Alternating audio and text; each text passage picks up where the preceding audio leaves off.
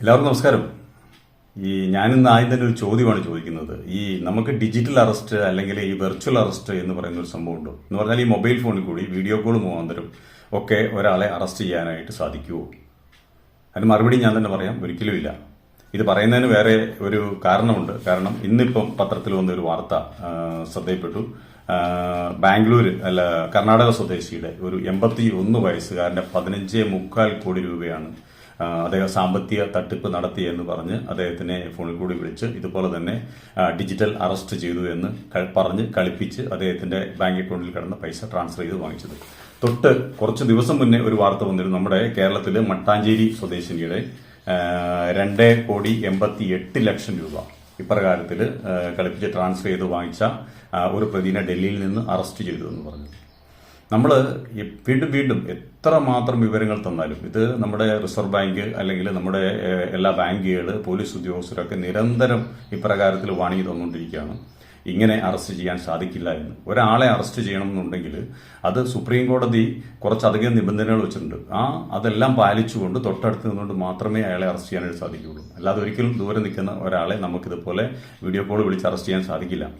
അപ്രകാരം ചെയ്യാൻ സാധിക്കുമെന്നുണ്ടെങ്കിൽ വെറുതെ ചിന്തിച്ചു. കാരണം ഞങ്ങൾക്കൊക്കെ വളരെയധികം ജോലി എളുപ്പമല്ലേ. എന്നെ സംബന്ധിച്ച് എനിക്ക് തോന്നുന്നു ഇന്ത്യയുടെ എല്ലാ സംസ്ഥാനങ്ങളിൽ തന്നെ പല പ്രാവശ്യം പോയിട്ടുണ്ട്. ധാരാളം പ്രതികളെ അറസ്റ്റ് ചെയ്യുകയും മറ്റു കാര്യങ്ങളൊക്കെ ചെയ്തിട്ടുണ്ട്. ഇങ്ങനെയാണെന്നുണ്ടെങ്കിൽ അവരുടെ മൊബൈൽ ഫോൺ നമ്പർ എങ്ങനെ സംഘടിപ്പിച്ച് അയാളുടെ ഫോണിലേക്ക് ഒരു കോൾ വിളിക്കാൻ സാധിച്ചു കഴിഞ്ഞാൽ, ഒരു വീഡിയോ കോൾ വിളിച്ചു കഴിഞ്ഞിട്ട് അയാളെ ഈ പ്രകാരത്തിൽ അറസ്റ്റ് ചെയ്താൽ മതിയല്ലോ.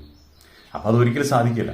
ഇത് കള്ളന്മാര് നമ്മുടെ പണം തട്ടിയെടുക്കാൻ വേണ്ടിയിട്ട് അവർ ഇപ്രകാരത്തിൽ ഒന്നെങ്കിൽ നിങ്ങൾ സാമ്പത്തിക തട്ടിപ്പ് നടത്തി എന്ന് പറഞ്ഞ്, അല്ലെങ്കിൽ മറ്റേതെങ്കിലും കാര്യങ്ങൾ പറഞ്ഞ് നിങ്ങളുടെ പേരിലേക്ക് മയക്കുമരുന്ന് പാഴ്സൽ വന്നിട്ടുണ്ടോ എന്ന് പറഞ്ഞ് നമ്മളെ മനഃപൂർവ്വം കളിപ്പിച്ച് അവരുടെ ആ വാക്ചാതുര്യം കൊണ്ട് അത് ഈ മുംബൈ പോലീസ് അല്ലെങ്കിൽ ഡൽഹി പോലീസ് എന്നൊക്കെ പറഞ്ഞ് വാട്സാപ്പ് കോളിൽ ഒരു പോലീസ് സ്റ്റേഷൻ അവിടെ ക്രിയേറ്റ് ചെയ്തുകൊണ്ട് നമ്മളെ അതിന്റെ മുൾമുനയിൽ നിർത്തിക്കൊണ്ട് അവർ നമ്മളെ ബാങ്കിൽ എത്തിച്ച് ഇതുപോലെ മിക്കവാറും ഇതുപോലെ വയസ്സായവർക്കൊക്കെയാണ് സാധിക്കുന്നത്.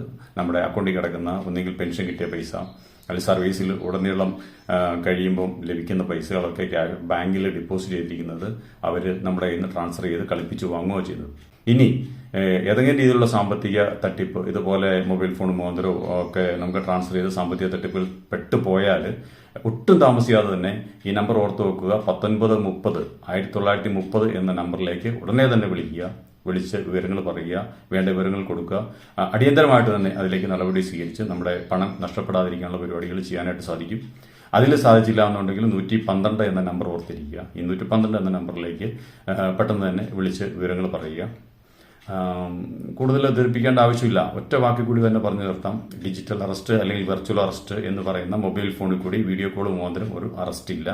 നേരിട്ട് മാത്രമേ ഒരു വ്യക്തിയെ അറസ്റ്റ് ചെയ്യാൻ പറ്റുകയുള്ളൂ. ഇത് വളരെ ഉപകാരപ്രദമായ ഒരു വിഷയമാണ്. മറ്റുള്ള ആളുകളിലേക്ക് ഇത് ഷെയർ ചെയ്ത് എത്തിക്കാനായിട്ട് ശ്രമിക്കുക.